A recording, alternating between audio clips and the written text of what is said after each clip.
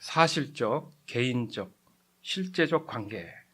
열왕기상 3장 1절에서 13절 말씀으로 오늘도 하나님을 반드시 경험하기를 원합니다.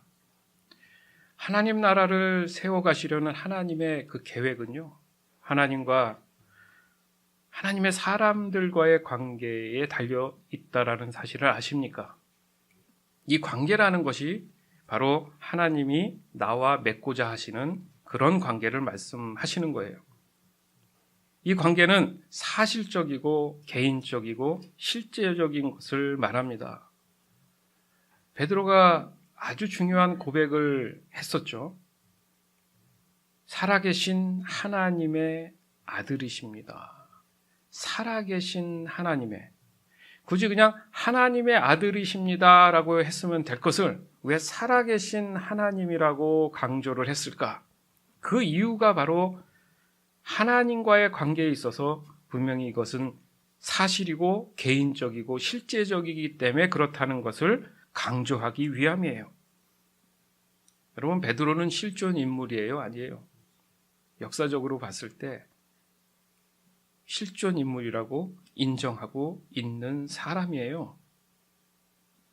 그럼 베드로와 함께 대화를 나눴던 예수님은 실존하신 분일까요? 아닐까요? 당연히 자연스럽게 실존하신 분이었다라는 겁니다. 따라서 예수님의 그 살아계심을 증명하는 이 과정 속에서 베드로의 이 고백 하나로 인해서 살아계신 하나님, 살아계신 예수님, 그리고 자신이었던 베드로의 그 존재성, 이것을 확증하는 순간이 되었다는 거예요. 거기에 지금 오늘날 이 자리에 앉아있는 저와 여러분도 실존하고 있지 않습니까? 그렇다면 내가 믿음으로 고백했던, 베드로처럼 고백했던 그런 살아계신 하나님의 아들이라는 것을 내가 고백했을 때 우리 또한 하나님과의 실제적인 그런 관계 안으로 들어간다는 겁니다. 결국 하나님과 나와의 관계를 설명할 때도 모든 것은 실제적이고 개인적이고 사실적인 그 관계 안에서 이루어지는 역사라는 거예요. 이 사실이 우리가 믿어져야 될 줄 믿습니다. 그런데 베드로뿐만 아니라 성경에 나타난 모든 인물 또한 이런 사실적이고 개인적이고 실제적인 관계 안에서 하나님과의 그런 역사들이 일어났었다라는 거죠. 처음에 그런 시작이었던 그 타락했지만 아담과 하와의 그 모습을 보면서 하나님이 그 죄를 지었음에도 불구하고 너무나 불쌍히 여기셔서 직접 옷을 만드셔서 그들을 입히시는 그런 모습이 창세기 3장 20절에서 21절 말씀에 나옵니다. 하갈이 살해에 의해서 쫓겨나죠. 방황합니다. 갑자기 자기도 모르게 어떻게 살해해야 될지 모르는 그런 상황을 맞이했을 때 하나님이 또 불쌍히 여기셔서 그녀에게 사실적이고 개인적이고 실제적인 삶의 필요를 채워주시는 그 장면이 나와요. 오늘 본문의 솔로몬을 봐도 그래요. 솔로몬이 지혜를 구했습니다. 하나님은 그것을 사실적이고 개인적이고 실제적인 그런 관계 속에서 그 필요를 채워주시는 것을 보여주고 계신 거예요. 열왕기상 3장 5절에서 13절. 그날 밤에 기브온에서 주님께서 꿈에 솔로몬에게 나타나셨다. 하나님께서 말씀하시기를 내가 너에게 무엇을 주기를 바라느냐 나에게 구하여라 하셨다. 솔로몬이 대답하였다. 주님께서는 주님의 종이요 나의 아버지인 다윗이 진실과 공의와 정직한 마음으로 주님을 모시고 살았다고 해서 큰 은혜를 베풀어 주시고 또 그 큰 은혜로 그를 지켜주셔서 오늘과 같이 이렇게 그 보좌에 앉을 아들까지 주셨습니다. 그러나 주 나의 하나님, 주님께서는 내가 아직 어린 아이인데도 나의 아버지 다윗의 뒤를 이어서 주님의 종인 나를 왕이 되게 하셨습니다. 나는 아직 나가고 들어오고 하는 처신을 제대로 할 줄 모릅니다. 주님의 종은 주님께서 선택하신 백성, 곧 그 수를 셀 수도 없고 계산을 할 수도 없을 만큼 큰 백성 가운데 하나일 뿐입니다. 그러므로 주님의 종에게 지혜로운 마음을 주셔서 주님의 백성을 재판하고 선과 악을 분별할 수 있게 해주시기를 바랍니다. 이렇게 많은 주님의 백성을 누가 재판할 수 있겠습니까? 주님께서는 솔로몬이 이렇게 청한 것이 마음에 드셨다. 그러므로 하나님께서 그에게 말씀하셨다. 내가 스스로를 생각하여 오래 사는 것이나 부유한 것이나 원수 갚는 것을 요구하지 않고 다만 재판하는 데 듣고서 무엇이 옳은지 분별하는 능력을 요구하였으므로 이제 나는 내 말대로 내게 지혜롭고 총명한 마음을 준다. 너와 같은 사람이 너보다 앞에도 없었고 내 뒤에도 없을 것이다. 나는 또한 내가 달라고 하지 아니한 부귀와 영화도 모두 너에게 주겠다. 내 일생 동안 왕 가운데서 너와 견줄 만한 사람이 없을 것이다. 아멘. 솔로몬이 어린 나이에 말도 탈도 많은 그 이스라엘의 왕의 직분을 맡아야 됐단 말이죠. 이것은 하나님의 뜻이었어요. 이것이 굉장히 중요한 겁니다. 솔로몬 스스로가 왕이 돼야지 해서 그 야심을 가지고 그 자리를 차지했던 것이 아니에요. 우리가 생각해 보건대 더욱 왕의 자리를 노렸던 도리어 압살롬은 죽음을 당하게 됩니다. 여러분, 사람마다 하나님께서 주시는 달란트가 있다라는 거 아시지 않습니까? 이 달란트 개념을 잘 이해를 해야 돼요.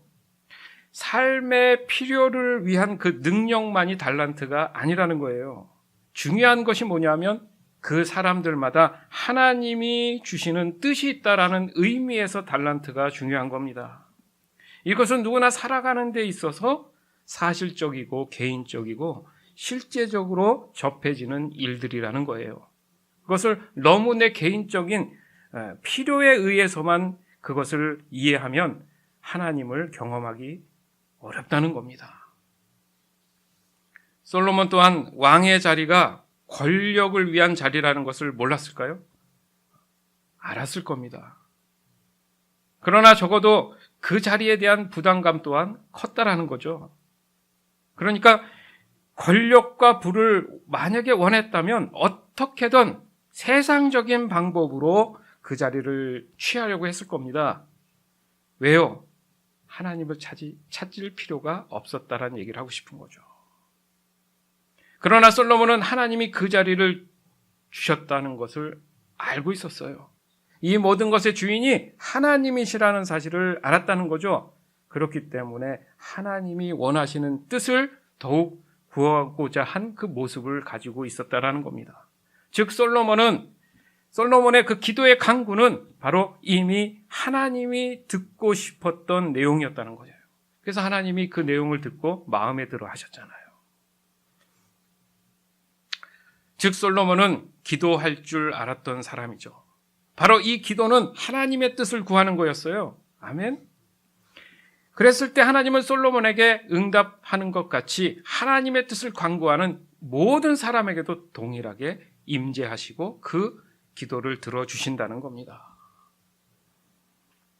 어떻게 보면 자신의 모든 욕심을 내려놓고 겸손을 유지했던 사람이에요. 어린 나이라는 이유도 있겠지만 이 솔로몬의 마음 안에는 그 마음 안에 아주 순전함과 온전함이 있었다라는 겁니다. 그래서 솔로몬이 간구했던 것이 지혜일 수밖에 없었다는 거예요.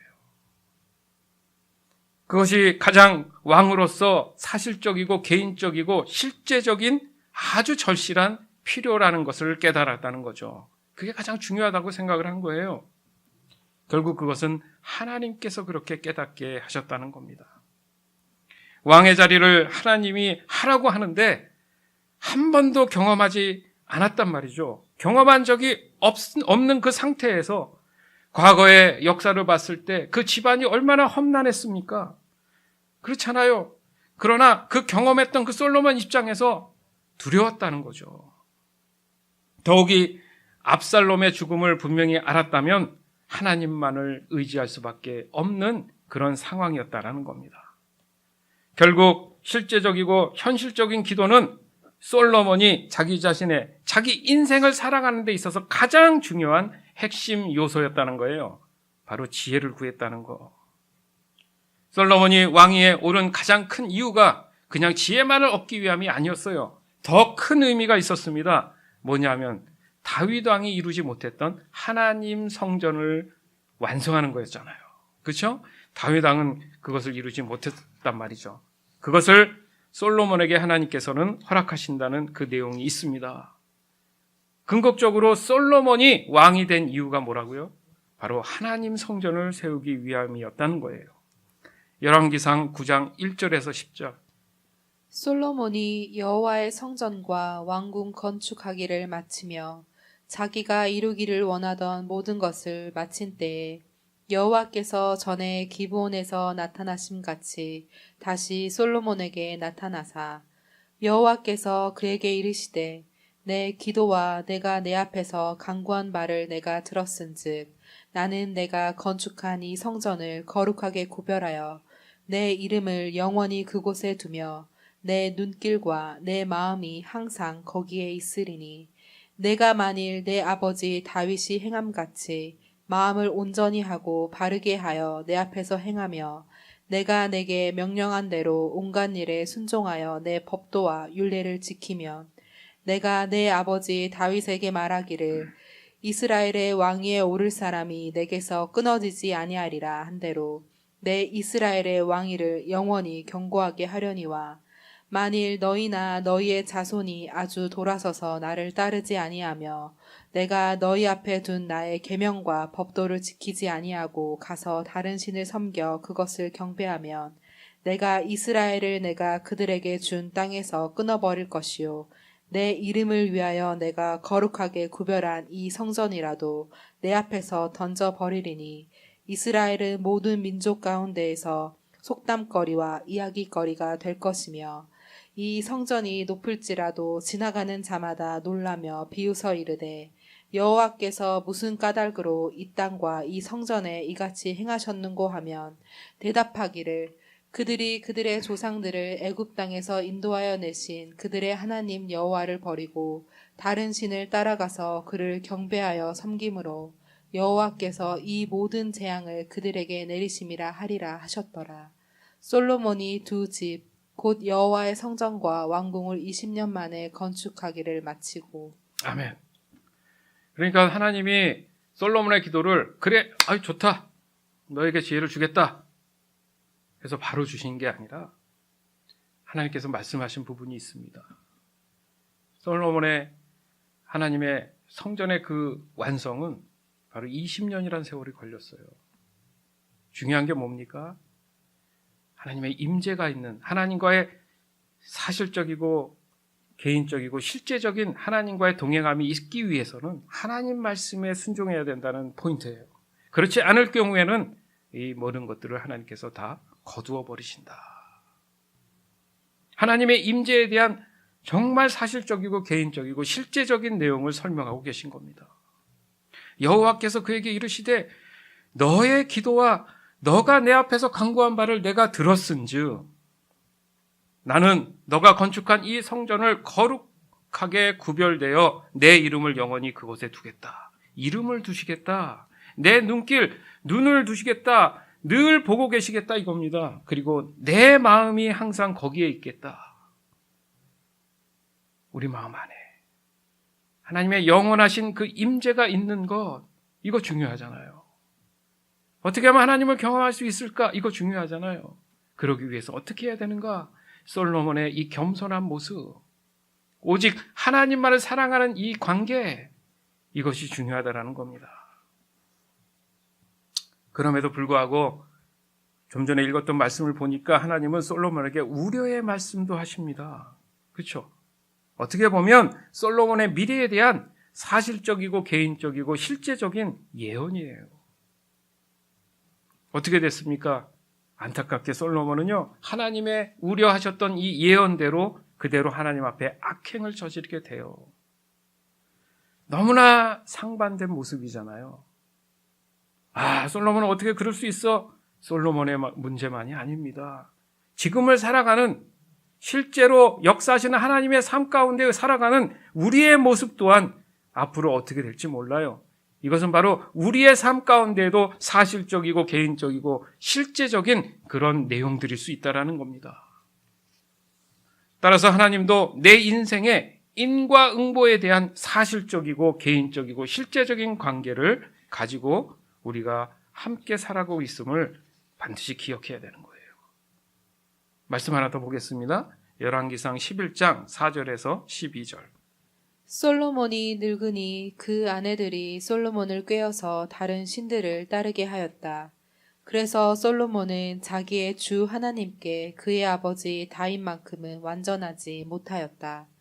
솔로몬이 시돈 사람의 여신 아스다롯과 암몬 사람의 우상 밀곰을 따라가서 주님 앞에서 악행을 하였다. 그의 아버지 다윗은 주님께 충성을 다하였으나 솔로몬은 그러하지 못하였다. 이와 같이 솔로몬의 마음이 주 이스라엘의 하나님을 떠났으므로 주님께서 솔로몬에게 진노하셨다. 주님께서는 2번씩이나 솔로몬에게 나타나셔서 다른 신들을 따라가지 말라고 당부하셨지만 솔로몬은 주님께서 하신 말씀에 순종하지 않았다. 그러므로 주님께서 솔로몬에게 이렇게 말씀하셨다. 내가 이러한 일을 하였고 내 언약과 내가 너에게 명령한 내 법규를 지키지 아니하였으니 내가 반드시 내게서 왕국을 떼어서 내 신하에게 주겠다. 다만 내가 사는 날 동안에는 내 아버지 다윗을 보아서 그렇게 하지 않겠지만 내 아들 대에 이르러서는 내가 이 나라를 갈라놓겠다. 아멘. 너무 다른 모습이잖아요. 하나님이 솔로몬을 너무 사랑했습니다. 그래서 2번이나 찾아가서 말씀하시는 게 경고가 아니라 그러면 안 돼. 위험해. 그러지 마. 그렇지만 솔로몬의 마음은 이미 세상에 뺏겨 있었어요.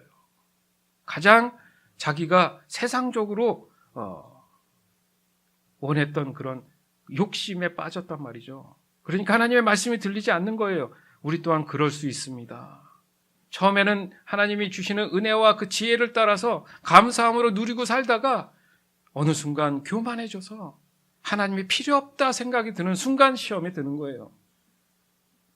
그러니까 들리지 않았던 거예요. 어떻게 보면 솔로몬이. 그래서 결국 어떻게 됩니까? 이스라엘의 역사는 그래서 북, 남 갈라지게 되는 거예요. 결국 그리고 이스라엘은 어려운 역사를 맞이하게 된단 말입니다. 이것은 바로 모든 사람의 인생에 있어서 우려되는 사실적이고 개인적이고 실제적인 예언일 수 있다는 겁니다. 즉 하나님과의 온전한 사랑의 관계가 유지되지 못한다는 것은 바로 하나님의 말씀 안에서 벗어나서 불순종한 상태, 바로 악행을 저지르는 그 사실적이고 개인적이고 실제적인 그런 상태가 됐다라는 거예요. 예수님도 복음 전도를 위해 제자들을 세상에 보낼 때 그냥 보내시지 않았어요. 야, 알아서 갔다 와. 아니죠. 그 현장에서 실제 필요한 게 있을 거 아닙니까? 그래서 예수님이 제자들을 부릅니다. 그래서 마가복음 6장 7절에 12절에 보면 예수님이 제자들을 부르셔가지고 실제적인 전도 방법에 필요한 권능을 주세요. 그래서 그 권능을 가지고 그들이 나가는데 거기서 끝나는 게 아니라 현실적인 그런 요구들에 대한 의식주 문제는 전혀 신경 쓰지 말라고 하십니다. 왜 그랬을까? 즉 이 복음은요 오직 하나님의 절대 주권에 대한 내용이기 때문에 그래요. 그렇기 때문에 인간적인 그 현실에 대한 것들을 같이 동반할 수는 없다라는 겁니다. 즉 아까도 하나님께서 그렇잖아요. 구별됨으로 이렇게 말씀하시잖아요. 그래서 구별된 세상과의 상태인 것이 복음이에요. 그렇기 때문에 복음의 능력을 따라 순종했을 때는 세상을 바라봐서는 안 된다는 겁니다. 세상이 주는 걱정, 근심을 해서는 안 된다는 거예요.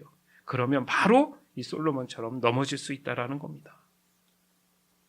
따라서 하나님의 임재에 대한 이 사실적이고 개인적이고 실제적인 역사하심은 오직 하나님의 뜻을 사랑으로 받아들이고 그대로 순종하는 것이 너무너무 중요한 겁니다. 우린 지금 하나님을 날마다 경험하기를 정말 원하고 있지 않습니까? 그리고 영원히 하나님과 동행하는 삶을 추구한다고 우리는 생각할 수 있어요. 이것이야말로 실제적이고 개인적이고 사실적인 하나님과의 관계 속에 안에서만 가능한 우리의 현실이라는 겁니다. 그 외에도 사도행전 12장 1절에서 17절에 봐도 베드로는 사실적이고 개인적이고 실제적인 하나님의 일하심을 완벽하게 경험하게 돼요. 무슨 말씀이 있냐면은 복음 사역을 하다 보니까 핍박이 있었어요. 그래서 그 핍박을 당하다 보니까 감옥에까지 갇히게 됩니다. 그때 많은 교회들이 이 베드로를 위해서 기도해 주고 있어요. 하나님, 베드로를 구해 주셔서 복음 사역에 거침이 없게 하여 주시옵소서. 하나님이 응답하십니다. 그래서 천사를 그 감옥에 보내죠. 그래서 천사가 감옥 문을 열어주잖아요. 그래서 나오게 돼요. 그런데 재밌는 것은 베드로가 이것이 꿈인 것처럼 생각을 한다는 거죠. 과연 어떻게 베드로가 고백했을까? 사도행전 12장 9절에서 11절. 베드로가 감방에서 나와서 천사를 따라갔다. 베드로는 천사가 하는 일이 참인 줄 모르고 자기가 환상을 보고 있는 것이라고 생각하였다. 그들이 첫째 초소와 둘째 초소를 지나서 시내로 통하는 철문에 이르니 문이 저절로 열렸다. 그래서 그들은 바깥으로 나와서 거리를 하나 지났다. 그때 갑자기 천사가 떠나갔다. 그때에야 베드로가 정신이 나서 말하였다. 이제야 참으로 알겠다. 주님께서 주님의 천사를 보내셔서 헤롯의 손에서 그리고 유대 백성이 꾸민 모든 음모에서 나를 건져주셨다. 아멘. 이건 실제적 역사적 사건이란 말이죠. 그러나 베드로 자신은 그것이 꿈인지 생신지 몰랐다고 얘기하다가 정신을 차리고 나오니까 밖에 나와 있는 거예요. 이것은 바로 너무도 실제적이고 개인적이고 사실적인 자신의 상황을 설명하기에 아주 합당한 표현이라는 거죠. 따라서 우리의 일상도 살아계신 그리고 역사하시는 그 하나님이 동일하게 나에게도 사실적이고 개인적이고 실제적인 관계로 역사하시는 줄 믿습니다. 왜 이런 말씀을 드리냐면 여러분 자신도 곰곰이 한번 생각을 하실 필요가 있어요. 그런 시간을 두어서 가만히 생각해 보면요. 내 자신한테도 하나님이 사실적이고 개인적이고 실제적인 그런 관계 속에서 역사하시는 그런 현장들이 있었다라는 것을 알게 되는 겁니다. 사실 놀라운 일은 아닌데 하나님이 살아계시고 역사하시는구나, 이것을 내가 고백하는 그런 순간들이 반드시 사람마다 있다라는 거예요. 이것이 하나님과의 사랑의 관계를 깨닫는 길입니다. 왜요? 구해주셨잖아요. 채워주셨잖아요. 하나님이 날 사랑하시는구나, 하나님이 나를 사랑하시는구나, 이것을 가슴 깊이 깨닫는 그 순간이 된다는 겁니다. 왜냐고요? 사랑은 반드시 사실적이고 개인적이고 실제적이어야하기 때문에 그렇다는 얘기지 않습니까? 그렇잖아요. 사랑은 실제 하는 거지 두리뭉실하게 하지 않는다는 얘기죠. 즉 하나님과의 사랑의 관계는 인격과 인격이 만나는 것과 같습니다. 이같이 사실적이고 개인적이고 실제적인 거라는 거예요. 즉 하나님과의 관계 또한 사실적이라는 겁니다. 개인적이라는 거예요. 실제적으로 일어나는 일들이라는 겁니다. 그리고 하나님 또한 우리를 향해서 그런 갈망함을 갖는 것, 그것이 바로 하나님 뜻이라는 거예요. 어떤 하나님이 계획을 세워서 어떤 목적을 달성한다, 그 어떤 그냥 목적 달성이 아니라 그 사랑의 관계를 다시 회복해서 하나님과 자신이 함께 평생 영원히 동행할 수 있는 그런 관계로 만들어 나가시는 일, 그것이 하나님의 뜻이란 말입니다. 누구를 위해서? 우리를 위해서, 내 자신을 위해서. 즉 하나님과의 그 관계가 바로 사실적이고 개인적이고 실제적이라는 거예요. 하나님은 이 사랑의 갈망함을 현실화시키기 위해서 모든 노력을 아끼시지 않는 분입니다. 나를 위해서. 그래서 내 자신을 사랑할 수 있으려면 하나님을 알아야 된다는 얘기를 하는 거예요. 예수님을 이 땅에 보내주셨잖아요. 그죠? 그리고 나의 죄값을 위해서 생명까지도 아낌없이 내어 드리신 분입니다. 거기서 끝났으면 더 이상 믿음에 대한 얘기를 더 할 수 없지만 분명히 우리에게 오늘 이 시간 부활의 영광이 있다는 거죠. 부활의 의미가 뭡니까? 내가 새 사람이 되었다, 거듭났다. 그것은 바로 구원의 은혜를 우리에게 주셨다는 얘기잖아요. 이것이 바로 우리 삶에 있어서 내가 거듭난 바로 사실적이고 개인적이고 실제적인 역사에 대한 일들이라는 거예요. 따라서 솔로몬에게 말씀하신 이 영원한 하나님의 임재가 내 안에서도 지속적인 그런 일들이 벌어지기 위해서 내 인생과 내 역사의 가장 중요한 그런 의미에서 바로 하나님의 사실적이고 개인적이고 실제적인 역사가 분명히 내 삶에도 일어나고 있구나를 깨닫는 것, 이것이 지금 오늘 시간 너무 중요하다라는 얘기입니다. 사랑하는 여러분, 하나님을 경험하는 삶의 두 번째 실체, 여러분 잘 아시지 않습니까? 하나님은 당신과 실제적이고 개인적이고 지속적인 사랑의 관계를 추구하고 계신다, 이 말씀이 있어요. 따라서 하나님께서 나와 함께 하고자 싶은 그 관계가 바로, 하나님의 계획은 바로 하나님과 하나님의 사람들과의 관계에 달려있다, 이겁니다. 바로 이 관계성, 이 친밀한 관계성을 따라서 하나님께서 내게 실제적으로 역사하신다는 거예요. 그냥 종교적인 의미에서 어떤 시간을 드리는 것이 아니라 내 삶에 실제적으로 하나님께서 나와 동행한다는 그 의미, 너무 중요한 하나님의 살아계신 역사란 말이죠. 이를 위해서 어떻게든 하나님은 살아계시고 지금 이 순간에도 사실적이고 개인적이고 실제적인 모습으로 저와 여러분, 그 개개인과 이 교회 공동체의 친밀한 관계에 그 진심 어린 하나님의 사랑이 있음을 우리가 반드시 깨달아야 됩니다. 그냥저냥 다니고 그냥저냥 그런 생활들이 아니라 정말 우리 삶의 필요에 대한 의미들, 내가 왜 살아가야 되며 이것이 왜 필요한지에 대한 가치들, 이런 것을 깨닫기 위해서는 하나님과의 실제적인 관계가 있어야 된다는 얘기예요. 우리에게 주어진 지금 이 현실이, 우리는 일상이, 우리는 지금 내가 실존하고 있다라는 것을 인정하는 거잖아요. 그죠? 내 자신이 살아있지 않습니까? 살아있는 것들을 지금 본단 말이죠. 그리고 그것을 인정하는 것처럼 하나님도 살아계셔서 내 삶에 역사하신다는 겁니다. 이와 동일하게 하나님은 지금 우리의 현실의 일상에서 바로 모든 일을 주관하시는 주권자이심을 우리가 믿음으로 고백할 줄 알아야 되는 거예요. 이를 위해서 우리가 무엇을 할 수 있느냐? 더욱 성령 하나님께 그 도움을 실제적으로 간구하는 기도를 할 줄 알아야 된다는 거죠. 솔로몬처럼, 믿음의 사람들처럼 하나님의 뜻을 구할 수 있는 기도를 하자는 거예요. 따라서 이 간절한 이 간구의 기도를 통해서 하나님의 그 살아계심과 그 은혜를 생각하면서 저와 여러분 모두가 사실적이고 개인적이고 실제적인 관계로 하나님의 역사가 일어나기를 오늘 시간 주 예수 그리스도의 이름으로 간절히 축원합니다. 아멘.